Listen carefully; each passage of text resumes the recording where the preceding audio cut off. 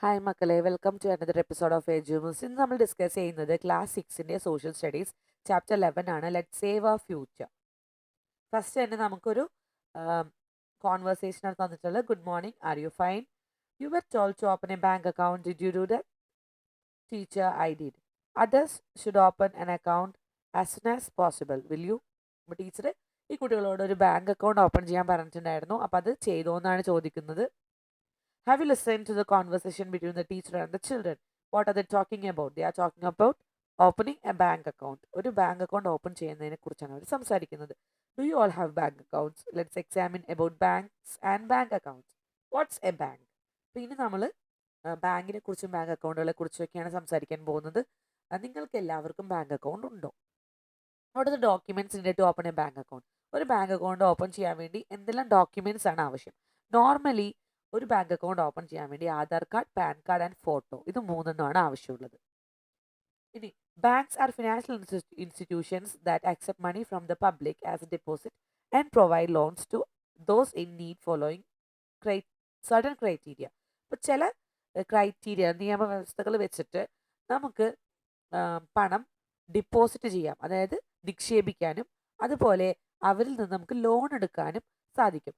അവരതിന് ഒരു ചെറിയ തുക ഇൻട്രസ്റ്റ് ആയിട്ട് അല്ലെ പലിശ ഇനത്തിൽ നമുക്ക് ഇപ്പം ലോൺ എടുക്കുകയാണെങ്കിൽ നമ്മൾ പലിശ ബാങ്കിന് അടക്കുകയും ഡിപ്പോസിറ്റ് ആണെങ്കിൽ ബാങ്ക് നമുക്ക് തരികയും ചെയ്യുകയാണ് സാധാരണ ചെയ്യുക. Can a child open a bank account? ഒരു കുട്ടിക്ക് ബാങ്ക് അക്കൗണ്ട് ഓപ്പൺ ചെയ്യാൻ സാധിക്കുമോ? Yes, children below 10 years can open account with birth certificate, Aadhaar card, photo, parents pan card. ഒരു 10 വയസ്സിൽ താഴെയുള്ള കുട്ടിയാണെങ്കിൽ അവർക്ക് ബർത്ത് സർട്ടിഫിക്കറ്റും ആധാർ കാർഡും ഫോട്ടോയും പാരന്റിന്റെ പാൻ കാർഡും വെച്ചിട്ടാണ് ബാങ്ക് അക്കൗണ്ട് ഓപ്പൺ ചെയ്യാൻ സാധിക്കുക. ഇനി 10 വയസ്സിന് മുകളിലുള്ള ഒരു കുട്ടിയാണെങ്കിൽ അവർക്ക് ആധാർ കാർഡും ഫോട്ടോയും വെച്ചിട്ട് അവർക്ക് സ്വന്തമായിട്ട് ബാങ്ക് അക്കൗണ്ട് ഓപ്പൺ ചെയ്യാൻ സാധിക്കും. Which other banks in Kerala offering N account for children? കുട്ടികൾക്ക് വേണ്ടിയുള്ള അക്കൗണ്ട്സ് ഏതെല്ലാം ബാങ്കുകളാണ് ഉള്ളത്? South state bank of India, അതിനകത്ത് പെഹലി കദം പെഹലി ഉദാൻ എന്നുള്ള ഒരു പോളിസിയാണുള്ളത്. ഫെഡറൽ ബാങ്ക് ഫെഡ് ഫസ്റ്റ് എന്ന് പറഞ്ഞിട്ടുള്ളൊരു ഫെഡ് ഫസ്റ്റ് ഉള്ള ഒരു പോളിസിയാണ്. കേരള ഗ്രാമീൺ ബാങ്കിൽ ലിറ്റിൽ KGB അല്ലെ ജൂനിയർ അക്കൗണ്ട് ആണ്.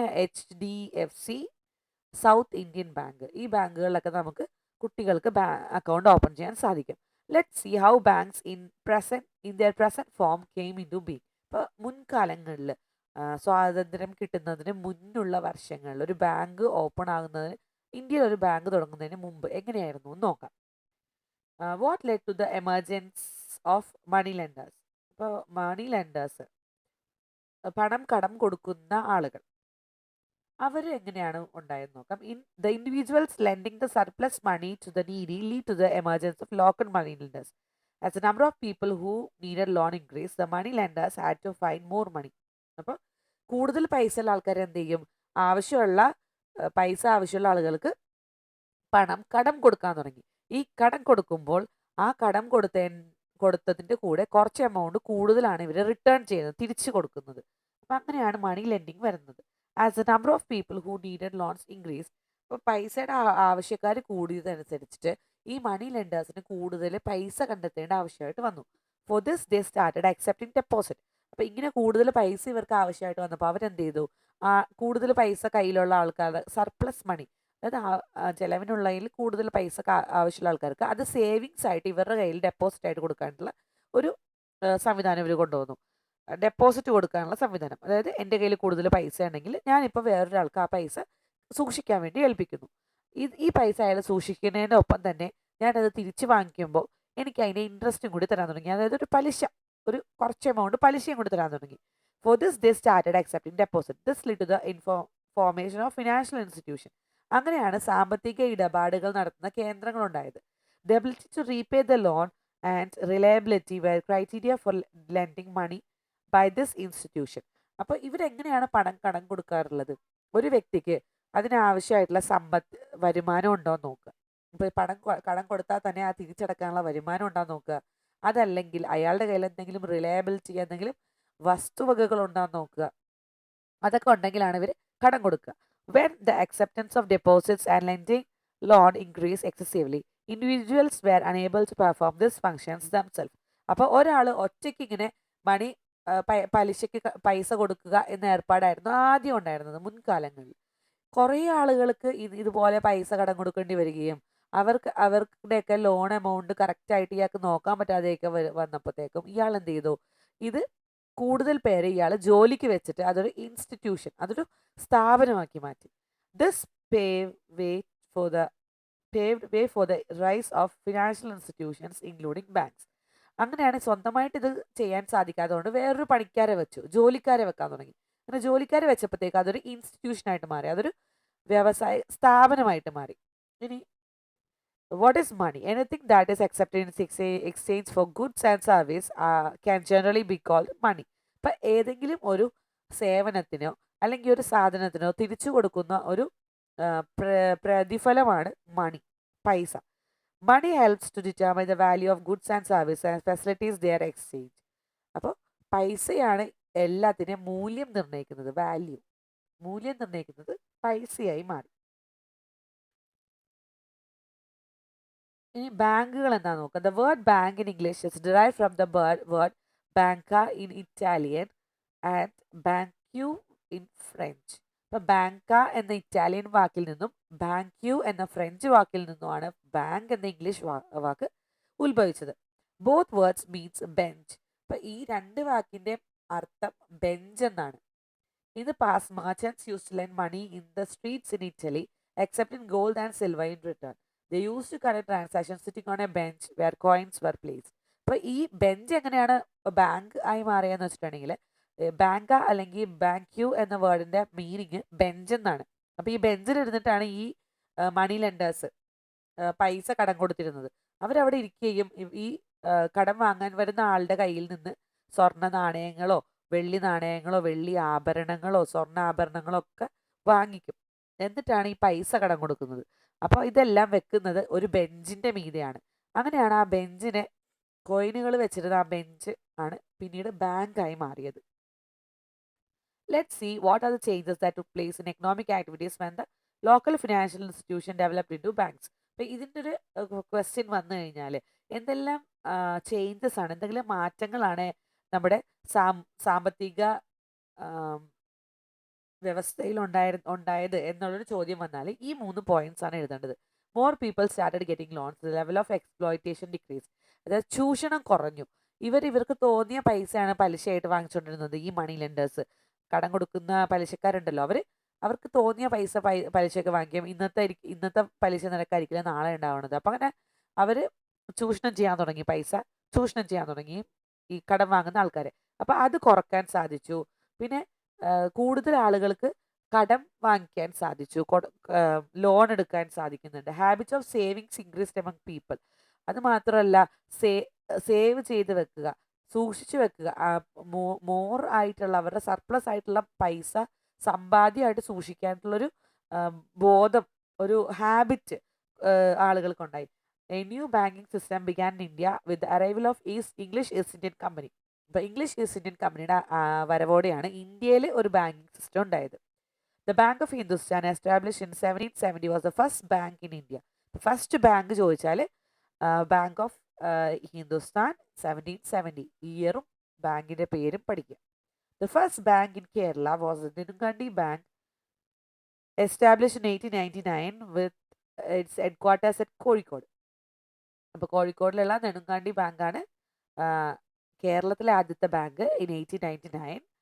This private bank was found by Appu നെടുങ്കാടി. Appu നെടുങ്കാടിയാണ് ഈ നെടുങ്കാടി ബാങ്കിൻ്റെ ഉടമസ്ഥൻ, founder. The Reserve Bank of India, established in 1935, is the central bank of India. Its headquarters is in Mumbai. അപ്പോൾ ഇന്ത്യയിലത്തെ ഏറ്റവും വലിയ bank central bank of India ആണ്, reserve bank ആണ്. അതിൻ്റെ ഹെഡ്ക്വാർട്ടേഴ്സ് എവിടെയാണ്? മുംബൈയിലാണ്. Look at the major functions of reserve bank of India. അപ്പോൾ what are the functions of reserve bank of India എന്നുള്ള ചോദ്യത്തിന് നമുക്ക് ഈ 4 പോയിന്റ്സ് ആണ് എഴുതേണ്ടത്. Issue all currency note except 1 rupee note. 1 രൂപ നോട്ടുകൾ ഒഴിച്ച് ബാക്കി എല്ലാ കറൻസി നോട്ടുകളും, എല്ലാ നോട്ടുകളും ഇഷ്യൂ ചെയ്യുന്നത് റിസർവ് ബാങ്ക് ഓഫ് ഇന്ത്യ ആണ്. കൺട്രോൾസ് ലോൺ, ലോണുകൾ കൺട്രോൾ ചെയ്യും. Known as the bankers bank, ബാങ്കുകളുടെ ബാങ്കാണ് reserve bank. Functions as banker to the government, ഗവൺമെന്റിന് കടം കൊടുക്കുന്നത് റിസർവ് ബാങ്കാണ്. Prepare a reading card including the details of reserve bank. Reserve ബാങ്കിനെ സംബന്ധിച്ചുള്ള റീഡിംഗ് കാർഡ് ഉണ്ടാക്കാനാണ് പറഞ്ഞിട്ടുള്ളത്. നെയിം, എസ്റ്റാബ്ലിഷ് ചെയ്ത വർഷം, പിന്നെ ഫംഗ്ഷൻ. ഇത് 3 ഉണ്ട്. ഫംഗ്ഷൻസ് ആ 4 ഫംഗ്ഷൻ പഠിക്കുക. Functioning of bank. ഇപ്പോൾ ഒരാൾ കുറച്ച് പൈസയും കൊണ്ട് വന്നിട്ടുണ്ട്. I have 5 lakh rupee in my hand. Selling the property. It may be needed for my daughter's higher studies next year. I like to get an income from this money till then. അപ്പോൾ ഇയാളുടെ കയ്യിൽ 5 ലക്ഷം രൂപയുണ്ട്. ഇത് അടുത്ത വർഷം ഇയാളുടെ മകളുടെ പഠിപ്പിന്, വിദ്യാഭ്യാസത്തിന് വേണ്ടി ആവശ്യമായിട്ട് വരും. അപ്പോൾ ഇത് സേവ് ചെയ്യണം. അപ്പോൾ അത്രയും നാൾ വരെ ഈ പൈസ സൂക്ഷിക്കണം. അതിന് എന്ത് ചെയ്യും? അതിന് ഇയാൾ ചെയ്യേണ്ടത് deposit in A bank and get interest. ഒരു വർഷത്തേക്ക് ഈ പൈസ കൊണ്ട് ബാങ്കിൽ ഡെപ്പോസിറ്റ് ചെയ്യുക. അപ്പോൾ ഇയാൾക്ക് ഒരു വർഷം കഴിഞ്ഞ് ഈ പൈസയും കിട്ടും, അതിൻ്റെ പലിശയും കിട്ടും. ഓക്കെ, മുതലും പലിശയായിട്ട് കിട്ടും. The house I am planning to buy costs 12 lakh rupees. I have only 5 lakh rupees. I will take the remaining 7 lakh rupees as loan. It can be repaid as installment within 15 years. അപ്പോൾ ഈ സ്ത്രീ പറയുകയാണ് ഇവർക്കൊരു വീട് വെക്കണം. വീട് വെക്കാൻ വേണ്ടിയുള്ള 5 ലക്ഷം രൂപ ഇവരുടെ കയ്യിലുണ്ട്. പക്ഷേ 7 ലക്ഷം രൂപയും കൂടി ഇവർക്ക് ആവശ്യമാണ്. അത് ഇവർ ബാങ്കിൽ നിന്ന് ലോൺ എടുക്കാൻ പോവാണെന്ന്. ഇവർ അത് 15 വർഷം കൊണ്ട് അടച്ചു തീർക്കും. ഇവർ ലോൺ എടുക്കുകയാണ് ബാങ്കിൽ നിന്ന്, അല്ലേ? ഇപ്പോൾ 2 പേർക്ക് 2 ആവശ്യങ്ങളാണ്. ഒരാൾ ഡെപ്പോസിറ്റ് ചെയ്യുക, ഒരാൾ ലോൺ എടുക്കുക. Both have the situations. Observe both the situations. What are the needs of both individual. 2 പേരുടെ ആവശ്യങ്ങൾ എന്തെല്ലാം? ഒരാൾക്ക് ഡെപ്പോസിറ്റ് ആണ് ചെയ്യേണ്ടത്, ഒരാൾക്ക് ലോൺ ആണ് വേണ്ടത്. Bank makes such needs of individuals possible. Bank act as intermediary between the investors and borrowers. They work on the basis of general rules and norms. അപ്പോൾ ബാങ്കുകളാണ് ഇവരുടെ ഇടയിൽ ഒരു ഇന്റർമീഡിയറ്റ് ആയിട്ട്, ഒരു മധ്യസ്ഥനായിട്ട് പ്രവർത്തിക്കുന്നത് ബാങ്കാണ്. ഇവരെന്ത് ചെയ്യും? ബാങ്കുകൾ ഡെപ്പോസിറ്റ് വേണ്ട പൈസ ഈ ബാങ്കിൽ കൊണ്ട് ഡെപ്പോസിറ്റ് ചെയ്യുമ്പോൾ അതിൽ നിന്ന് അവർ കുറച്ച് പൈസ ആവശ്യമുള്ള ആൾക്കാർക്ക് ഈ ഡെപ്പോസിറ്റിൽ നിന്നാണ് അവർ കടം കൊടുക്കുന്നത്, ലോൺ കൊടുക്കുന്നത്. എന്നിട്ട് അവർക്ക് കിട്ടുന്ന ആ ഇൻട്രസ്റ്റിൽ നിന്ന് ഒരു തുക ഇവർ ഈ ഡെപ്പോസിറ്ററിന് കൊടുക്കും. ബാക്കി തുക ബാങ്കിൻ്റെ മുന്നോട്ടുള്ള റണ്ണിങ്ങിന് വേണ്ടിയിട്ട് യൂസ് ചെയ്യും. അപ്പോൾ ഇതിനകത്ത് നോക്കുക, ഒബ്സർവ് ദ പിക്ചർ. ആർക്കൊക്കെയാണ് ഇവർ ഡെപ്പോസിറ്റ് ചെയ്യാൻ അവസരം കൊടുക്കുന്നത്? Individuals, institution, government. 3 പേർക്കും ഡെപ്പോസിറ്റ് ചെയ്യാൻ പറ്റും. ആർക്കൊക്കെയാണ് ഇവർ ലോൺ കൊടുക്കുന്നത്, കടം കൊടുക്കുന്ന ആർക്കൊക്കെയാണ്? Individuals, institutions, government. ഇപ്പോൾ ഇൻഡിവിജ്വൽസ് വ്യക്തികൾക്ക് കൊടുക്കും, ഒരു സ്ഥാപനത്തിന് കൊടുക്കും, അല്ലെങ്കിൽ നമ്മുടെ ഗവൺമെൻറ്റിന് കൊടുക്കും. അപ്പോൾ ഇത് 3 എണ്ണമാണ് depositors, borrowers. Bank accept deposit from individuals, institution and government. Bank return the deposit with interest after a specific period. The bank lends money to the needy from such deposits. ഇപ്പോൾ ബാങ്ക് എന്ത് ചെയ്യും? ആദ്യം തന്നെ deposit മേടിക്കും. ഈ deposit കിട്ടിയ പൈസയിൽ നിന്നും ആവശ്യമുള്ള ആൾക്കാർക്ക് ലോൺ എമൗണ്ട് കൊടുക്കും. ആ ലോൺ കൊടുത്തതിന് ശേഷം ഇവർക്ക് കിട്ടുന്ന ഇൻട്രസ്റ്റിൽ നിന്ന് എന്ത് ചെയ്യും? Bank repay this amount to the bank with interest. കടം വാങ്ങിയ ആൾക്കാർ ഈ പൈസ തിരിച്ചടക്കും, ഇൻട്രസ്റ്റോടെ, പലിശയോടെ തിരിച്ചടക്കും. അപ്പോൾ ആ പൈസ എന്ത് ചെയ്യും? ബാങ്കിങ്ങിൻ്റെ സ്മൂത്ത് റണ്ണിങ്ങിന് വേണ്ടിയും യൂസ് ചെയ്യും. അതുപോലെ ആ ഡെപ്പോസിറ്റർ ഉണ്ടല്ലോ, പൈസ കടം കൊടുത്ത ആൾ, ഡെപ്പോസിറ്റ് ചെയ്ത ആൾ, അയാൾക്ക് കുറച്ച് ഇൻട്രസ്റ്റും കൊടുക്കും. Banker is a person or establishment that carries out the banking business. ഇങ്ങനെയുള്ള ബാങ്കിങ് ബിസിനസ് നടത്തുന്ന ആൾക്കാരെയാണ് ബാങ്കർ അല്ലെങ്കിൽ ബാങ്ക് എന്ന് പറയുന്നത്. Banks are the intermediary between depositor and borrowers. Justify this statement. അപ്പോൾ ഈ ഒരു സ്റ്റേറ്റ്മെന്റ് ജസ്റ്റിഫിക്കേഷൻ ആണ് മുകളിൽ ഞാൻ മാർക്ക് ചെയ്തിരിക്കുന്നത്. അത് ആണ് ഇതിൻ്റെ answer. What are these advertisements commonly refer to? അപ്പോൾ 2 അഡ്വർടൈസ്മെന്റ് നമുക്ക് കണ്ടിട്ടുണ്ട്. ഫിക്സഡ് ഡെപ്പോസിറ്റ് 7.5% ഇൻട്രസ്റ്റ് എന്ന് പറഞ്ഞിട്ടുണ്ട്. ഹൗസിംഗ് ലോണ് 12% ഇൻട്രസ്റ്റ് തന്നിട്ടുണ്ട്. അപ്പം ഫിക്സഡ് ഡെപ്പോസിറ്റ് എന്ന് പറഞ്ഞാൽ ഒരു തുക നമ്മൾ ബാങ്കിൽ കൊണ്ടുപോയി നിക്ഷേപിക്കുന്നതാണ്. ഹൗസിംഗ് ലോൺ എന്ന് പറഞ്ഞാൽ വീട് വെക്കുന്നതിന് വേണ്ടി നമ്മൾ ബാങ്കിൽ നിന്ന് കടമെടുക്കുന്നതാണ്. അപ്പോൾ ഫിക്സഡ് ഡെപ്പോസിറ്റിന് കുറവ് പലിശയാണ് നമുക്ക് കിട്ടുക. നമുക്ക് കിട്ടുന്ന പലിശ കുറവാണ്. പക്ഷെ നമ്മൾ ഒരു ഹൗസിംഗ് ലോൺ എടുക്കുകയാണെങ്കിൽ നമ്മൾ തിരിച്ചടക്കേണ്ട പലിശ കൂടുതലാണ്. കണ്ടോ? അതാണ് 2 അഡ്വർടൈസ്മെന്റും നമുക്ക് കാണിച്ചിരിക്കുന്നത്. The additional amount that a person has to pay when he repays a loan and the additional amount he gets on his deposit can be set as interest. അപ്പോൾ പലിശ എന്ന് പറയുന്നത് എന്താണ്? നമ്മളൊരു ലോൺ എടുക്കുമ്പോൾ നമ്മൾ തിരിച്ച് ബാങ്കിന് അടയ്ക്കേണ്ടുന്ന ആ ഒരു തുകയാണ്, എക്സ്ട്രാ എമൗണ്ട് ആണ് പലിശ എന്ന് പറയുന്നത്. അതുപോലെ നമ്മൾ ഡെപ്പോസിറ്റ് ചെയ്യുകയാണെങ്കിൽ ബാങ്ക് നമുക്ക് തരുന്ന ഒരു എക്സ്ട്രാ എമൗണ്ട് ആണ് പലിശ. There is interest in deposit and loans. The bank charges a certain amount as interest from the people who take loan. From this, the bank finds the amount for its operation and pay interest to those who deposit money in the bank. ഇപ്പം ഞാനിത് നേരത്തെ പറഞ്ഞായിരുന്നു, bank ഒരു തുക നമ്മൾ കൊണ്ട് deposit ചെയ്യുമ്പോൾ ആ തുകകളെല്ലാം മറ്റുള്ളവർക്ക് അവർ വിതരണം ചെയ്യും. ലോൺ ആവശ്യമുള്ള ആൾക്കാർക്ക് അവർ വിതരണം ചെയ്യും. ഈ ലോൺ എടുക്കുന്ന ആൾക്കാർ എല്ലാ മാസവും ഒരു ഫിക്സഡ് എമൗണ്ട് തിരിച്ചടക്കും. ഈ തിരിച്ചടക്കുന്നതിൽ നിന്നുള്ള ഇൻട്രസ്റ്റ് പലിശയിൽ നിന്ന് ഒരു ചെറിയൊരു എമൗണ്ട് ഡെപ്പോസിറ്ററിന് കൊടുക്കും. ബാക്കി എമൗണ്ട് ബാങ്കിന് നടത്തിപ്പിന് വേണ്ടി എടുക്കും. Examine the picture Sean below. Find out whether the interest rate is higher for deposit or loan. Discuss why. Interest rate is higher for loan because എന്ത് ചെയ്യും, ആ ബാങ്കിന്റെ നടത്തിപ്പിന് വേണ്ടിയും ഡെപ്പോസിറ്ററിന് കൊടുക്കുന്നതിന് വേണ്ടിയും ഈ ഇൻട്രസ്റ്റ് എമൗണ്ട് ആണ് യൂസ് ചെയ്യുന്നത്. അതുകൊണ്ടാണ് ബാങ്കിന്റെ ലോൺ എമൗണ്ടിന്റെ ഇൻട്രസ്റ്റ് കൂടുതലും ഡെപ്പോസിറ്റ് എമൗണ്ടിന്റെ ഇൻട്രസ്റ്റ് കുറവും. മനസ്സിലായില്ലേ? Let's open an account. അപ്പോൾ ഇനി റിയ ബാങ്കിൽ പോയി അക്കൗണ്ട് ഓപ്പൺ ചെയ്യാൻ പോവുകയാണ്. അമ്മയുടെ ആധാർ അല്ല അമ്മയുടെ my mother had a passport size photo, a copy of my Aadhaar card and other documents with. അമ്മയുടെ ആധാർ കാർഡ്, ഇവളുടെ ആധാർ കാർഡും റിയയുടെ ആധാർ കാർഡും ഒരു ഫോട്ടോയും പിന്നെ കുറച്ചധികം ഡോക്യുമെന്റ്സ് ഒക്കെ ആയിട്ടാണ് ഇവർ പോയത്. Mother hand over the filled application to the and documents കൗണ്ടറിൽ ഉണ്ടായിരുന്ന ഓഫീസർക്ക് നമ്മൾ ഫില്ല് ചെയ്ത ആപ്ലിക്കേഷൻ ഫോമൊക്കെ കൊടുത്തു. അപ്പോൾ നിങ്ങൾ ബാങ്കിൽ അക്കൗണ്ട് എടുക്കാൻ പോയിട്ടുണ്ടോ? നിങ്ങളുടെ എക്സ്പീരിയൻസ് എങ്ങനെയായിരുന്നു? What are the documents that are submitted to the bank along with the filled in application to open an account? ഒരു അക്കൗണ്ട് ഓപ്പൺ ചെയ്യാൻ വേണ്ടി നമ്മൾ എന്തൊക്കെ ആണ് ഈ ആപ്ലിക്കേഷൻ്റെ കൂടെ കൊടുക്കുന്നത്? ഫോട്ടോയും ആധാർ കാർഡിൻ്റെ കോപ്പിയാണ് കൊടുക്കുന്നത്. What is bank account? Bank account എന്താണ്? Bank account is an arrangement for making the financial transaction between a bank and a customer. ഒരു ബാങ്ക് അക്കൗണ്ട് ഉണ്ടാകുന്നത് എന്തിനാണ്? ബാങ്കിനും കസ്റ്റമറിനും ഇടയിലുള്ള ഒരു ട്രാൻസാക്ഷൻ സ്മൂത്ത് ആകുന്നതിന് വേണ്ടി, എല്ലാ വിവരങ്ങളും രേഖപ്പെടുത്തുന്നതിന് വേണ്ടി, ഇത് ഇന്ന ആളാണെന്ന് ഐഡന്റിഫൈ ചെയ്യുന്നതിന് വേണ്ടിയൊക്കെയാണ് ഈ ഒരു അക്കൗണ്ട് നമ്മൾ കീപ്പ് ചെയ്യുന്നത്. ഒരു പാസ്ബുക്ക് നമ്മൾ കീപ്പ് ചെയ്യുന്നത്. അപ്പോൾ പാസ്ബുക്ക് എന്താണ്? പാസ്ബുക്കിൽ നമ്മൾ എന്തൊക്കെയാണ് ഉണ്ടാകുക? ബാങ്ക് ഏതാണ്, ബാങ്കിന്റെ ബ്രാഞ്ച് ഏതാണെന്ന് ഉണ്ടാകും, അക്കൗണ്ട് ഹോൾഡറിന്റെ പേരുണ്ടാകും, അവരുടെ അഡ്രസ്സ് ഉണ്ടാകും, എന്ത് ടൈപ്പ് അക്കൗണ്ട് ആണ് എന്നുള്ളത് ഉണ്ടാകും, അക്കൗണ്ട് നമ്പർ ഉണ്ടാകും, പിന്നെ ഇമ്പോർട്ടൻ്റ് ആയിട്ടുള്ള ഇൻഫർമേഷൻ, ബാങ്കിലുമായിട്ട് റിലേറ്റഡ് ആയിട്ടുള്ള ഇമ്പോർട്ടൻറ്റ് ഇൻഫർമേഷൻസ് ആയിരിക്കും ഉണ്ടാവുക. ഇനി anyone above the age of 10 can open a bank account. Children below 10 can open a joint account with their guardian. 10 വയസ്സിൽ താഴെയുള്ള കുട്ടികൾക്ക് ഗാർഡിയനുമായിട്ടുള്ള ഒരു ജോയിന്റ് അക്കൗണ്ടാണ് ഓപ്പൺ ചെയ്യാൻ സാധിക്കുക. 10 വയസ്സിൽ മുകളിലുള്ള കുട്ടികൾക്ക് ബാങ്ക് അക്കൗണ്ട് സ്വന്തമായിട്ട് ഓപ്പൺ ചെയ്യാൻ സാധിക്കും. ഓൺലൈൻ അക്കൗണ്ടും കൂടി നമുക്ക് ഓപ്പൺ ചെയ്യാൻ സാധിക്കും. ഇന്ന് എല്ലാ ബാങ്കിൻ്റെയും ഓൺലൈൻ അക്കൗണ്ട്സ് നമുക്ക് ഓപ്പൺ ചെയ്യാൻ പറ്റും. KYC, അതായത് നമ്മുടെ ഡീറ്റെയിൽസിൻ്റെ എല്ലാത്തിൻ്റെയും ഒരു കോപ്പി നമ്മൾ പിന്നീട് ബാങ്കിൽ കൊണ്ട് സബ്മിറ്റ് ചെയ്താൽ മതിയാവും. Okay, KYC updation. What are the benefits of a bank account for student? Find out and complete the list. To various grants, പല സ്കോളർഷിപ്പുകൾ കിട്ടാൻ വേണ്ടി ബാങ്ക് അക്കൗണ്ട് നമുക്ക് ആവശ്യമാണ്. ബിൽഡ് എ സേവിങ് ഹാബിറ്റ്, ഒരു നിക്ഷേപ ഒരു സ്വഭാവം നമുക്ക് രൂപീകരിക്കാൻ വേണ്ടി. പ്രിപ്പയർ സ്റ്റുഡൻറ്റ് ഫോർ ഫ്യൂച്ചർ, ഭാവിയിലത്തേക്ക് വേണ്ടി കുട്ടികളെ ഒന്ന് സജ്ജമാക്കുന്നതിന് വേണ്ടിയിട്ട്. എൻകറേജ് ഇൻഡിപെൻഡൻസ്, സ്വയം പര്യാപ്തത കൈവരിക്കുന്നതിന് വേണ്ടി. ആൺ ഇൻട്രസ്റ്റ്, നമുക്ക് പലിശ കിട്ടും. സ്റ്റഡി ഫിനാൻഷ്യൽ ഡിസിപ്ലിൻ, സാമ്പത്തിക പ്രതി പ്രതി പ്രതിഭ സാമ്പത്തിക study financial discipline, financial discipline എങ്ങനെയാണെന്ന് പഠിക്കുന്നതിന് വേണ്ടിയിട്ട്. Different types of accounts and deposits, ഇനി നമുക്ക് പല ടൈപ്പിലുള്ള അക്കൗണ്ടുകളും ഡെപ്പോസിറ്റുകളും നോക്കാം.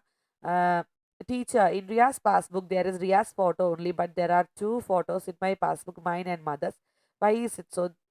They are 2 different types of accounts. Based on ownership, bank accounts can be mainly classified into 3 types. ഇപ്പോൾ പല ടൈപ്പ് അക്കൗണ്ടുകളുണ്ട്. നമുക്ക് ഓണർഷിപ്പ് ബാങ്ക് അക്കൗണ്ട് 3 ടൈപ്പായിട്ട് ഡിവൈഡ് ചെയ്യാൻ പറ്റും. Individual account, joint account, institutional account. Individual account എന്താണെന്ന് നോക്കാം. an account opened in the name of an individual, only that person can make transaction through that account. ഒരാൾക്ക് ഒറ്റയ്ക്ക് manage ചെയ്യുന്ന അക്കൗണ്ടാണ് individual account. അയാൾ ഒറ്റയ്ക്ക് മാത്രമേ ആ അക്കൗണ്ട് ഓപ്പൺ ചെയ്യാനോ പൈസ വിഡ്രോ ചെയ്യാനും ട്രാൻസാക്ഷൻസ് ഒക്കെ നടക്കുള്ളൂ. Joint account is open by 2 or more individuals or institutions jointly. അപ്പോൾ ജോയിന്റ് അക്കൗണ്ട് എങ്ങനെയാണ്? 2 വ്യക്തികൾ തമ്മിലോ അല്ലെങ്കിൽ 2-ലധികം വ്യക്തികൾ തമ്മിലോ അല്ലെങ്കിൽ ഒരു ഇൻസ്റ്റിറ്റ്യൂഷനോ ഒക്കെയാണ് ജോയിന്റ് അക്കൗണ്ട് ഓപ്പൺ ചെയ്യുന്നത്. Institutional account, an account opened in the name of an institution, ഒരു സംഘടനയുടെ പേരിലോ അല്ലെങ്കിൽ ഒരു സ്ഥാപനത്തിന്റെ പേരിലോ ഓപ്പൺ ചെയ്യുന്ന അക്കൗണ്ടാണ് ഇൻസ്റ്റിറ്റ്യൂഷണൽ അക്കൗണ്ട്. ഇത് അതറൈസ്ഡ് ആയിട്ടുള്ള അതോറിറ്റി ഉള്ള ആളുകൾ മാത്രമാണ് ഈ അക്കൗണ്ടിന്റെ ട്രാൻസാക്ഷൻസ് ഒക്കെ നടത്തുന്നത്. You have become familiar with different types of accounts. Deposits can also be classified according to the characteristics. ഇതുപോലെ ഡെപ്പോസിറ്റ്സുകളും പല ടൈപ്പ് ഉണ്ട്. Saving deposit, current deposit, fixed deposit and recurring deposit. Savings deposit, അപ്പോൾ പല type deposits ഉണ്ട്. 4 ടൈപ്പാണത്: savings, current, fixed, recurring. Saving deposit എന്താണെന്ന് നോക്കാം. This deposit is to instill the habit of saving it individuals and joint account holders can start saving deposit. The bank pays low interest on this deposit. ഇതിനകത്ത് low interest ആയിരിക്കും നമുക്ക് ഉണ്ടാവുക. Money can be deposited any time as they want. എപ്പോൾ വേണമെങ്കിലും നമുക്ക് money deposit ചെയ്യാൻ പറ്റും. However there are some restrictions to withdraw money. പക്ഷേ വിത്ഡ്രോ ചെയ്യാൻ വേണ്ടി ചില റിസ്ട്രിക്ഷൻസ് ഉണ്ട്. Current deposit, this investment is aimed at traders and industrialist. ഇത് കച്ചവടക്കാർക്കും ഇൻഡസ്ട്രിയലിസ്റ്റിനും വേണ്ടിയിട്ടുള്ള ഡെപ്പോസിറ്റ് ആണ്. Any number of transaction can be made in a day. ഒന്നിലധികം ട്രാൻസാക്ഷൻസ് ഒരു ദിവസം നമുക്ക് ചെയ്യാൻ സാധിക്കും. There are no restrictions on depositing and withdrawing money. Money deposit ചെയ്യുന്നതിനും അത് വിത്ഡ്രോ ചെയ്യുന്നതിനും ഒരു റിസ്ട്രിക്ഷനും ഇല്ല. എത്ര എമൗണ്ട് വേണമെങ്കിലും നമുക്ക് ഡിപ്പോസിറ്റ് ചെയ്യാം, എത്ര വേണമെങ്കിലും നമുക്ക് വിത്ഡ്രോയും ചെയ്യാം. No interest is paid. ഇതിന് ഇൻട്രസ്റ്റ് ഇല്ല, പലിശയില്ല.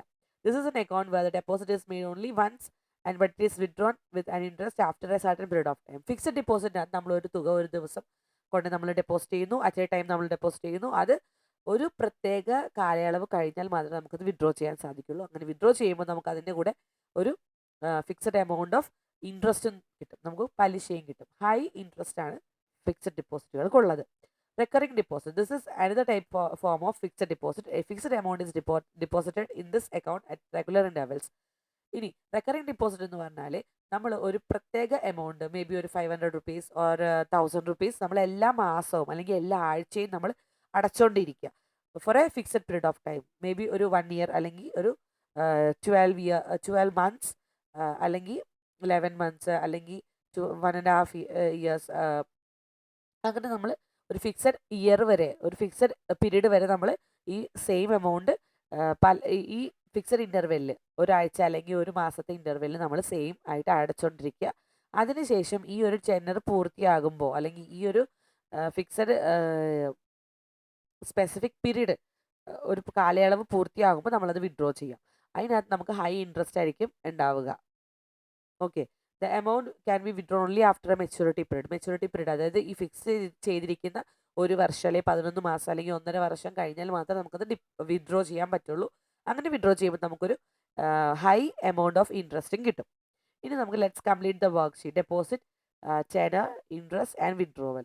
ഓരോന്നിൻ്റെയും ടെനർ എത്രയാണ്, അതായത് എത്ര വർഷത്തേക്കാണ്, എത്രയാണ് ഇൻട്രസ്റ്റ് ഉള്ളത്, എത്രയാണ് വിത്ഡ്രോ ചെയ്യുമ്പോൾ എന്തൊക്കെയാണ് ഫോർമാലിറ്റീസ് ഉള്ളത്, അതെല്ലാം നമുക്ക് ഇതിനകത്തുണ്ട്. ഇതിന് ബാക്കിയുള്ള ഭാഗം ഡിഫറെൻറ്റ് ടൈപ്സ് ഓഫ് ബാങ്ക്സ് നമുക്ക് അടുത്തൊരു പാർട്ട് 2 ആയിട്ട് ഇടുന്നതായിരിക്കും. ക്ലാസ് ഇഷ്ടപ്പെട്ടെന്ന് വിശ്വസിക്കുന്നു. മറ്റൊരു വീഡിയോ ആയിട്ട് വീണ്ടും വരുമ്പോഴേക്കും ബൈ. എല്ലാവരും ചാനൽ സബ്സ്ക്രൈബ് ചെയ്യുക, ലൈക്ക് ചെയ്യുക, ഷെയർ ചെയ്യുക.